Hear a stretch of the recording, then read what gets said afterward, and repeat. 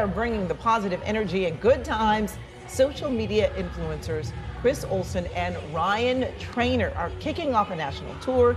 It's the Club Chris Tour, and they've got shows coming up this week at the Wiltern and the House of Blues in Anaheim. And joining me now is Chris Olsen. So good to have you. Thank you for having me. I'm so happy to be here. Yeah, you know, when I first heard that you were doing a show, I was like, wait, is he doing funny stuff? Is he doing like motivational stuff? Is he singing? What are you doing? You do it all. It's kind of like, it's yes to all of those questions. I also had similar questions of what I would do because we were given a lot of freedom on this tour to do what we wanted, do what felt right for the audience. And I wasn't sure exactly what that meant because my content covers a lot of different niches. Yeah. But as we were speaking about, I majored in musical theater from Berkeley in Boston, and so I knew I wanted to do some musical theater. A lot of my core audience who I knew was going to be at these shows are theater kids as well. So I wanted to do musical theater. Ryan wanted to play music that speaks to the theater kids and speaks to the people who love pop music, the pop girls of the world. And what a lot of people have said walking away from the show is that they feel like their inner child was healed a little bit.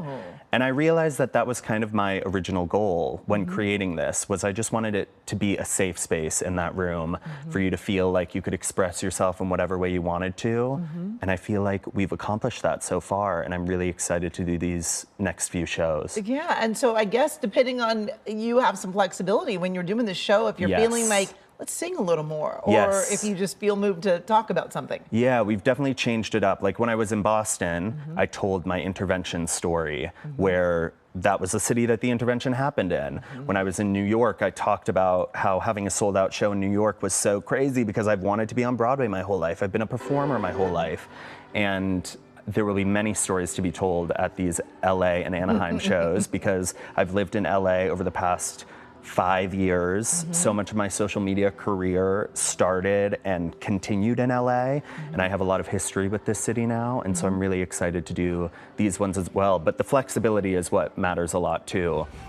With both of our acts, with both of our sets, we're able to change it up and feel what the audience might be wanting at that time. Yeah, but does it, I mean, obviously you're well trained in music, but did you ever imagine that you would have this show?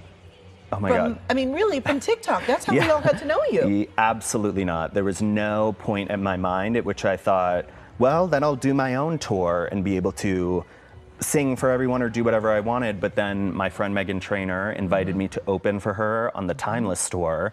And I got a little bit of a taste of what that would be like. And the people that she worked with to help put together the Timeless tour had the idea of putting together a tour for me. And I thought, now that I have a little bit of understanding of what this could mean with opening for the Timeless tour, I think I could do this. But before any of that, I mean, when Megan asked me to open for her, I thought she was joking. I did not think it was real until her team asked me again. They were like, did Megan ask you about opening? And I was like, oh, this is real. Serious.